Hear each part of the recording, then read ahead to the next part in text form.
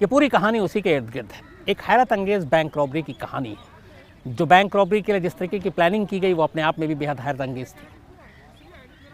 और सबसे बड़ी बात ये थी कि इस पूरी बैंक रॉबरी की जो प्लानिंग है वो एक फिल्म के जरिए आइडिया आया। जिन लोगों को बैंक लूटना था, 4 लोग थे सिर्फ, और वो चारों पैसे कमाना चाहते थे कम वक्त में। इसके लिए कोई गलत रास्ता ही चुना जाना था। तो तमाम आइडियाज़ सोच रहे थे कैसे पैसे कमाने हैं, कहाँ से आएंगे, किस तरीके से आएंगे। लेकिन ईमानदारी से कमाए हुए पैसे बहुत जल्दी नहीं मिलते हैं, तो उन्हें पता था। इसीलिए उन्होंने कहा कि उस रास्ते से पैसे कमाएंगे जो कानून के ख़िलाफ़ हो। तो आइडियाज़ बहुत आ रहे थे, लेकिन वो खुद ही गिराते जा रहे थे कि इसमें रिस्क है, इसमें कामयाबी मिलेगी कि नहीं मिलेगी, इसमें कम पैसे हाथ आएंगे, इसमें ज़्यादा आएंगे। धीरे धीरे उनके दिमाग में ये सारी चीज़ें चल ही रही थी कि तभी एक फ़िल्म रिलीज़ होती है जिसका नाम था धूम।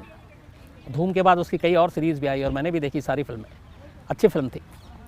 तो जो पहली फिल्म धूम आई, उस फिल्म को देखकर इन चारों के दिमाग में पहली बार एक पुख्ता आइडिया आया कि उन्हें करना क्या है। और वो आइडिया था एक बैंक लूटने का, क्योंकि इस फिल्म में देखने के बाद उन्हें लगा कि उनका ये आइडिया कामयाब हो सकता है। तो पहली बार धूम फिल्म ने इन चारों को एक आइडिया दिया। इसके बाद अब उस आइडिया पे अमल करने के लिए उन्होंने तमाम बैंक की रैकी करनी शुरू की। कहाँ पे कितना पहरा है, कहाँ कितने पैसे होते हैं, कितने लेन देन है, कहाँ पे जोखिम कम है। ये सिलसिला भी लंबा चला और आखिरकार इन लोगों ने केरल के मल्लापुरम ज़िले के एक बैंक को चुना रॉबरी के लिए। और क्यों चुना, ये भी कहानी इंटरेस्टिंग है। इन्होंने कई सारे बैंक देखे। कई जगह पे सिक्योरिटी कम थी, उन्हें लगा आसानी से काम हो जाएगा। कई जगह पे बैंक ऐसे थे जहाँ पे भीड़ भाड़ कम थी, मतलब थोड़ा सा सन्नाटा था आसपास, वहाँ लगा यहाँ भी काम हो जाएगा। लेकिन फिर आखिर में जिस बैंक को इन्होंने चुना वहाँ पे रिस्क ज़्यादा था, क्योंकि बैंक आबादी के बीच में, चारों तरफ लोग, और ऐसे में बैंक को लूटना बड़ा रिस्की काम। लेकिन फिर भी उन्होंने उस बैंक को चुना। उसकी सिर्फ एक वजह थी, और वो वजह ये थी कि ये बैंक जिस इमारत में, जिस बिल्डिंग में, उसकी दूसरी मंजिल पर ये बैंक था, सेकंड फ्लोर पे। और बस इसी चीज़ ने उन्हें ये यकीन दिला दिया कि यही बैंक सबसे सेफ है लूटने के लिए। क्यों, इसकी भी कहानी है। जब उन्होंने इस बैंक की रैकी की और सब कुछ पता किया, तो पता चला कि इस इमारत में जिसमें बैंक सेकंड फ्लोर पे है, उस पे ग्राउंड फ्लोर पे एक रेस्तरां चलता है। और ये रेस्तरां के लिए एक कायदे से वहाँ पे एक बोर्ड लगा दिया गया था, टू लेट, किराया खाली था वो, कि अगर कोई चाहे तो। पहले उसमें रेस्तरां था, जो रेस्तरां चला रहा था वो छोड़कर चला गया। तब ओनर किसी और दूसरे इसकी तलाश में था कि कोई और आया और रेस्तरां चलाए। तो नीचे उन्होंने जब बोर्ड देखा, उस बोर्ड को देखने के बाद फिर उन्होंने तय कर लिया कि अगर किसी बैंक को लूटना है तो सिर्फ लूटना इसी को ही है। यहाँ से साजिश की बुनियाद शुरू होती है। ये बैंक साउथ मालाबार ग्रामीण बैंक था, मल्लापुरम ज़िले में, केरल की। और तब तक किसी को एहसास तक नहीं था कि आगे चल के ये हिंदुस्तान में अपना एक रिकॉर्ड होगा इसका, इसलिए कि इससे बड़ी बैंक रॉबरी का रिकॉर्ड और किसी बैंक के नाम नहीं था। इससे पहले जो बैंक रॉबरी सबसे बड़ी हिंदुस्तान में हुई, वो लुधियाना के पंजाब नेशनल बैंक में 1987 में, जब वहाँ से करीब 5 करोड़ 70 लाख रुपए लूटे गए थे। और उसमें खालिस्तान कमांडो फोर्स और उसके कुछ से जुड़े हुए लोगों का हाथ था। वो कहानी फिर कभी सुनाऊंगा। उस बैंक में भी कैसे वो ट्रक लेकर आए थे बैंक लूटने के लिए, और लूट कर चले गए थे बिना किसी खून खराबे के। तो उसका भी रिकॉर्ड टूटने जा रहा था, और इस बात का किसी को एहसास नहीं था केरल में। खैर, साउथ मालाबार ग्रामीण बैंक की शाखा जो सेकंड फ्लोर पे है, इसको लूटने की प्लानिंग शुरू होती है। ये चारों, जिनमें से एक हस्बैंड वाइफ भी थे, मतलब एक महिला थी, उस बैंक के ग्राउंड फ्लोर के ओनर से बात करते हैं, जो पहले रेस्तरां हुआ करता था। और वो कहते हैं कि वो ये रेस्तरां चलाएंगे। 50,000 रुपीज़ एडवांस देते हैं। इसके बाद वो कोई काम नहीं करते कुछ दिन तक, बस जाते हैं, देखते हैं, बैंक के ऊपर जाते हैं, उसको देखते हैं। थोड़ी देर के बाद या थोड़े दिन के बाद उन्हें एहसास हो जाता है कि बैंक का स्ट्रॉन्ग रूम किधर है, यानी जहाँ पे पैसे, जहाँ पे गोल्ड, सारी चीज़ें रखी जाती हैं, वो कहाँ पे है। उस स्ट्रॉन्ग रूम का एग्जैक्ट उनको लोकेशन पता चल जाता है। याद रखिए कि बैंक सेकंड फ्लोर पे है, और इन्होंने ग्राउंड फ्लोर किराए पे ले लिया है रेस्तरां के लिए। अब इसके बाद लोगों को शक ना हो, क्योंकि ये ऐसा कहीं हुआ जिसमें सुरंग खोदी गई, बाकी चीज़ें हुई, कि इन्होंने नीचे लिया, कुछ गड़बड़ तो नहीं कर सकते। तो लोगों का ध्यान हटाने के लिए और यकीन दिलाने के लिए फिर ये अपने साजिश की अगली चरण की शुरुआत करते हैं। ये उस ग्राउंड फ्लोर के मेन गेट पे एक बोर्ड लगाते हैं और मेन गेट को बंद कर देते हैं, और बोर्ड ये रखता है कि रेस्तरां का काम जारी है, कंस्ट्रक्शन चल रहा है, थोड़ा सा अपने हिसाब से इस रेस्तरां को रिनोवेट कर रहे हैं। अब लोगों को पता चल गया, चलो, और उन्होंने बाकायदा डेट भी डाला, 8 जनवरी 2008 को इस रेस्तरां की ओपनिंग होगी, बाकायदा बोर्ड पे ये भी लिखा। और ये रेस्तरां इन्होंने लिया करीब नवंबर 2007 में, और 8 जनवरी 2008 को इनको रेस्तरां का ओपनिंग का डेट भी इन्होंने बोर्ड पे लिख दिया। उसके बाद कंस्ट्रक्शन तोड़फोड़ का काम शुरू हो गया। यकीन दिलाने के लिए बाकायदा रेस्तरां के लिए जितने भी कुर्सी, टेबल, चेयर, फर्नीचर, वो सब भी मंगा लिया अपने पैसे पे खर्च करके, और वो सामान आता और ग्राउंड फ्लोर पे रखा जाता। ओनर को भी लगा कि हाँ, ये लोग रेस्तरां खोल रहे हैं। अड़ोस पड़ोस के लोगों को, बैंक के स्टाफ को, आप ऊपर नीचे जाते आते, उन्हें भी लगा कि हाँ, चलो, रेस्तरां का काम चल रहा है, जल्दी खुलेगा, उन्हें भी दूर नहीं जाना पड़ेगा, यहीं चाय कॉफ़ी बाकी चीज़ें मिल जाएंगी। तो हर तरफ से लोगों को भरोसे मिला, यकीन दिलाया कि इस ग्राउंड फ्लोर पर रेस्तरां का काम तेज़ी से चल रहा है। इसके बाद जब लोगों का भरोसा कायम हो गया, फिर उन्होंने असली काम शुरू किया। काम ये था कि मेन दरवाज़ा बंद, अंदर में ठुकाई पिटाई चलती रहती थी, काम की आवाज़ आती थी कि तोड़फोड़ हो रहा है। और इसी दौरान इन लोगों ने पहले ही बैंक के 2nd फ्लोर के स्ट्रॉन्ग रूम का लोकेशन पता कर लिया था, और ग्राउंड फ्लोर से वो लोकेशन किधर था ये भी उनको मालूम था। इसके बाद धीरे धीरे इन्होंने उस स्ट्रॉन्ग रूम तक जाने के लिए खुदाई का काम शुरू किया, छत के ज़रिए। काम मुश्किल था, लेकिन प्लानिंग पूरी थी।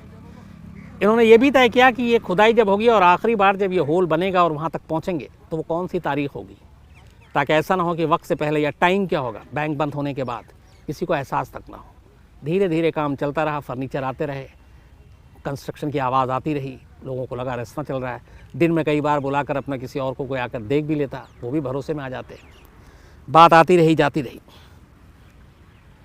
इसी दौरान 30 दिसंबर 2007 की तारीख आती है, 30 दिसंबर 2007। उस दिन संडे था, और इन्होंने संडे जानबूझ के चुना था। संडे को बैंक बंद होता है। 29 दिसंबर 2007 की रात से इन्होंने काम शुरू किया, आखिरी कील ठोकने का, आखिरी सुराख करने का। और उसके बाद सुबह सुबह 30 दिसंबर की भोर में आखिरकार ड्रिलिंग मशीन और बाकी ज़रिए वो सुरंग बना लेते हैं, होल कर लेते हैं, और सीधे अब वो नीचे से बैंक के स्ट्रॉन्ग रूम के कमरे में दाखिल हो जाते हैं। वहाँ पूरी तैयारी के साथ गए थे, कटर वटर लेकर, ड्रिलिंग मशीन लेकर। वहाँ जो लोहे का स्ट्रॉन्ग रूम था उसको काटते हैं, और उसके बाद उसके अंदर से 80 kg गोल्ड और 25 लाख कैश, 80 किलो सोना और 25 लाख रुपए कैश, जिसकी कुल कीमत 2007 में 30 दिसंबर को करीब करीब 8 करोड़ रुपए थी, 8 करोड़। ये सारा पैसा, सारा सोना स्ट्रॉन्ग रूम से ये नीचे की तरफ लाते हैं। नीचे लाने के बाद इकट्ठा करते हैं, और सुबह सुबह ही उस इमारत को खाली कर देते हैं और सारा सामान लेके वहाँ से गायब हो जाते हैं। संडे का दिन बैंक बंद, सिक्योरिटी गार्ड बैंक के बहुत दूर बाहर खड़ा हुआ, बाहर का दरवाज़ा भी बंद, किसी तरह का कोई शक नहीं। पूरा संडे गुजर गया, किसी को पता तक नहीं चला कि बैंक लूट चुका है। मंडे रोज़ाना की तरह बैंक खुलने का वक्त होता है। सुबह 9 बजे स्टाफ आते हैं, बैंक का दरवाज़ा खुलता है, मैनेजर आते हैं। जैसे ही वो स्ट्रॉन्ग रूम में दाखिल होते हैं, उनकी चीख निकल जाती है। स्ट्रॉन्ग रूम का वो सुराख उन्हें दिखाई दे गया, स्ट्रॉन्ग रूम खुला हुआ, सारा माल गायब। फ़ौरन पुलिस को खबर की जाती है, पुलिस पहुंचती है। ये केरल नहीं, हिंदुस्तान के इतिहास की उस वक्त की सबसे बड़ी बैंक डकैती थी, जिसमें 8 करोड़ रुपए की डकैती हुई। धीरे धीरे खबर फैलती है, बैंक के स्टाफ के हाथ पैर फूले हुए हैं। अब पुलिस की बारी थी, क्योंकि केरल पुलिस के लिए भी एक चैलेंज था, इतनी बड़ी रॉबरी और ये सब कुछ ऐसे हुआ, इसे पकड़ना है। मीडिया में अलग खबर धुआंधार चल रही है, क्योंकि बहुत बड़ी बैंक रॉबरी, बल्कि इंडिया की पहली इतनी बड़ी बैंक रॉबरी। तो पुलिस के ऊपर भी प्रेशर। आखिरकार एक स्पेशल टीम बनाई जाती है पुलिस की, जो उस वक्त मालाबार के एसपी थे मिस्टर विजयन, उनकी निगरानी में इस टीम में अलग अलग एक्सपर्ट्स होते हैं, और अब टीम जांच शुरू करती है। लेकिन हर जगह पर नाकामी हासिल लगती है। जब वो आए और पता चला कि रेस्तरां किन लोगों ने किराए पे लिया था, वहीं से शुरुआत हुई, क्योंकि खुदाई वहीं से हुई थी, तो वो सारे नाम, वो सारी चीज़ें फ़र्ज़ी निकली। जो पैसे दिए थे और जो उन्होंने अपना एड्रेस दिया था, वो सारा फ़र्ज़ी निकला। लेकिन हाँ, उनको कुछ लोगों ने देखा था। पुलिस ने उन आई विटनेस के ज़रिए उनके स्केचेस बनवाए, उससे भी कोई कामयाबी नहीं मिली। लेकिन इसी दौरान में एक चीज़ और होती है। जब पुलिस स्ट्रांग रूम में गई जहाँ से सारे पैसे लूटे गए थे, तो वहाँ पे देखती है कि दीवार पे जय मायो लिखा हुआ है। माओ, माओवादी का शॉर्ट फॉर्म। इससे पहले केरल में और उसके आसपास कई ऐसे छोटे छोटे बैंक लूटे गए थे जो नक्सलियों ने लूटे थे। और ये नक्सलियों का एक रहा है कई स्टेट में, हथियार के लिए या बाकी चीज़ों के लिए अगर उनके इलाके में कोई बैंक है, एटीएम है, तो वो लूट लेते हैं। तो बाकायदा उस दीवार पे भी जय माओ लिखा हुआ था। उसको देख के पहली बार केरल पुलिस का बड़ा क्लियर हो गया कि ये मामला जो है ये नक्सल का है और इतनी बड़ी डकैती हुई है, हथियार वथियार खरीदने के लिए उन्होंने लूटा। तो अब इन्वेस्टिगेशन नक्सल के लाइन पे चल रही है। केरल की पुलिस छत्तीसगढ़ तक पहुंच गई सिरा पकड़ते हुए। कुछ उनके अपने इन्फॉर्मर मिले कि कौन हो सकता है, उन्होंने बताया यहाँ के हो सकते हैं। अब केरल पुलिस छत्तीसगढ़ में दबिश डाल रही है, कोई फ़ायदा नहीं, कुछ नहीं मिल रहा है, पुलिस परेशान। इसी दौरान में पुलिस के पास कुछ गुमनाम फ़ोन आते हैं कि एक फलाना होटल है, उस होटल में इस जो यहाँ से लूटा गया उसके कुछ हिस्से, कुछ सोना वहाँ पड़ा हुआ है। पुलिस की टीम जाकर होटल पे दबिश डालती है। एक रूम से सचमुच 1 किलो सोना मिलता है और वो वही सोना था 1 किलो जो उस बैंक से लूटा गया था। फ़ोन करने वाला बताता है कि इस रूम में एक नक्सल ठहरा हुआ है और ये उस बैंक डकैती में शामिल था। पुलिस को यकीन दिला दिया जाता है कि ये पूरी बैंक डकैती नक्सलियों के द्वारा अंजाम दी गई है। और इसी तरीके से पुलिस को पहले छत्तीसगढ़ भेजा गया, फिर होटल से 1 किलो सोना भी बरामद करवा दिया गया। लेकिन फिर पुलिस को लगता है कि नहीं, ये नक्सल का काम नहीं है, बल्कि पुलिस की जांच को भटकाने के लिए जो असली बैंक रॉबर हैं वो ये सारा खेल कर रहे हैं। फिर पुलिस वापस बेसिक पे आती है। पुलिस ने उस जगह से कुछ चीज़ें बरामद की थी। अब उनके ज़रिए पुलिस रॉबर तक पहुंचने की कोशिश करती है,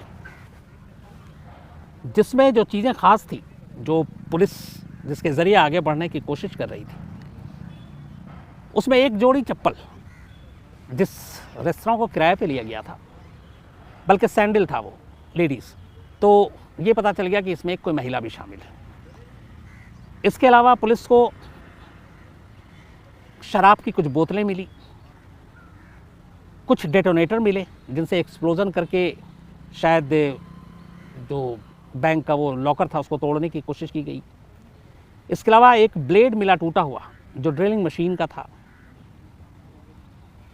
इन सारी चीज़ों को लेकर पुलिस ने अपनी तफ्तीश आगे बढ़ाई। स्केच बन चुके थे लेकिन उससे कोई फ़ायदा नहीं हो रहा था। तभी फिर हर तरफ से नाकाम होने के बाद नक्सल से लेकर ये सारी चीज़ें, फिर पुलिस को लगा कि एक इलेक्ट्रॉनिक सर्विलांस की तरफ जाते हैं। उन्होंने साउथ मालाबार में जहाँ पे ये बैंक है उसके नियरेस्ट टावर के जितने भी उससे कनेक्टेड फ़ोन थे उनको खंगालने का फ़ैसला किया, ख़ासतौर पर 30 दिसंबर की रात और 31 दिसंबर की सुबह तक, जब ये बैंक रॉबरी हुई। पता चला कि इस साउथ मालाबार बैंक के इर्द गिर्द उस टावर से कुल 25 लाख लोगों के फ़ोन कनेक्टेड है, 25 लाख। अब ये सुनते ही पुलिस का चकराना भी लाजमी है, क्योंकि 1-2 नंबर ढूंढने के लिए अब 25 लाख नंबरों को खंगालना है। इसके लिए पुलिस ने बाकायदा साइबर एक्सपर्ट्स लिए, टेलीफोन कंपनी की मदद ली, IT सेल वालों को लिया, और इन सबको, क्योंकि और कोई रास्ता मिल नहीं रहा था, तो फिर पुलिस उनके ज़रिए इस मोबाइल तक पहुंचना चाहती थी। और वो भी पता नहीं कि वो उससे कुछ मिलेगा कि नहीं, अगर वो उन लोगों ने मोबाइल यूज़ किया भी है कि नहीं किया है। लेकिन फिर भी और कोई रास्ता था नहीं, हर तरफ से हाथ खाली थे। तो आखिरकार उस टावर में आने वाले 25 लाख फ़ोन को खंगालने का फ़ैसला किया गया, ख़ासतौर पर 30 दिसंबर से 31 दिसंबर की सुबह तक। काफ़ी वक्त लगा। आखिरकार पुलिस ने उसमें से कुछ फ़ोन को ज़ीरो इन किया, उन तक गई, उसमें से भी कोई कामयाबी नहीं मिली।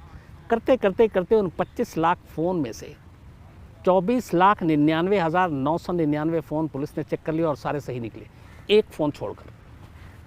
वो एक सीक्रेट नंबर था और वो नंबर का लोकेशन सिर्फ वहीं पे था, और उस नंबर के बारे में उसके ओनर और उसका कोई जानकारी नहीं मिल रहा था। उस इलाके में कहीं पे वो था ही नहीं। तो अब ये नंबर डाउटफुल हो गया। पुलिस ने इस नंबर को सर्विलांस पे लगाया। सर्विलांस पे लगाने के बाद पता चला कि ये नंबर कोझीकोडी में रहने वाले एक जोसेफ नाम के शख्स का है। ये पहली कामयाबी थी पुलिस के पास। पुलिस की टीम इस नंबर के सहारे उस मकान तक, उस एड्रेस तक पहुंचती है और वहाँ पे जोसेफ मिल जाता है, और जोसेफ के ज़रिए बाकी 3 और लोग मिलते हैं। इसके बाद उन तीनों से पूछताछ होती है। थोड़ी ही देर में तीनों टूट जाते हैं और इस बैंक डकैती में शामिल होने की बात कबूल कर लेते हैं। उनकी निशानदेही पे पुलिस लूटे गए सोने को भी बरामद कर लेती, लेकिन बहुत सारा सोना, बहुत सारे किलो सोना गायब थे। क्योंकि जब ये हाथ आए, जब ये पकड़े गए, तो लगभग 2 महीने बीतने को थे। बैंक रॉबरी के 56 डेज बाद, 56 दिनों बाद ये चारों गुनहगार पुलिस के हाथ में थे। इस दौरान इन्होंने खूब अय्याशी की, खूब पैसे खर्च किए, दोनों हाथों से लुटाए, खूब सोना बेचा, लेकिन फिर बाद में पुलिस के हाथ आए। फिर उन्होंने पूछताछ में बताया कि पूरा आइडिया उन्होंने धूम फिल्म देखकर अपनाया था और उसी के बाद ये रॉबरी की थी। बाकी सोने की तलाश थी। हालांकि इसमें यह भी था कि जब सोना बेचा बहुत सारे खरीदार भी थे, लेकिन वहाँ तक पुलिस नहीं पहुँची। लेकिन केरल पुलिस के इतिहास में एक कामयाबी के तौर पे देखा जाने वाला एक बड़ा इसलिए केस था कि देश की सबसे बड़ी डकैती और 56 दिन के अंदर उसको सॉल्व करना, लूट का माल बरामद करना। और हाँ, ये भी एक रिकॉर्ड है कि चोरी या लूट का जो माल बरामद हुआ इतनी बड़ी तादाद में इससे पहले कभी नहीं हुआ। 8 करोड़ का मामला था, उसमें से ज़्यादातर रिकवरी हुई, तो ये भी एक रिकॉर्ड था। इसके बाद मुकदमा चला, लंबा मुकदमा चला। लोअर कोर्ट ने 5 साल के बाद फैसला सुनाया, करीब 5.25 साल। 3 लोगों को 10 साल कड़ी मशक्क़त की सज़ा दी और जो महिला थी उनको 5 साल की दी। लेकिन जब ये फैसला आया तब महिला ऑलरेडी 5 साल 1 महीना जेल में काट चुकी थी, तो वो रिहा हो गई। बाकी के 10 साल थे। फिर उन लोगों ने हाई कोर्ट में अपील की, हाई कोर्ट से भी उन्हें सज़ा हुई। फिर शायद सुप्रीम कोर्ट गए हैं, वहाँ का भी लेटेस्ट पता नहीं। लेकिन केरल के इतिहास की सबसे बड़ी बैंक डकैती की कहानी थी, जिसमें जिस तरीके से पुलिस ने तफ्तीश की, जांच की, जिस पैमाने पे की, जिसने बड़े तादाद में की, वो किसी और केस में नहीं हुआ था। मतलब गुमराह करने के लिए छत्तीसगढ़ तक पुलिस की टीम को भेज दिया गया था। तो ये थी हिंदुस्तान की सबसे बड़ी बैंक डकैती की कहानी।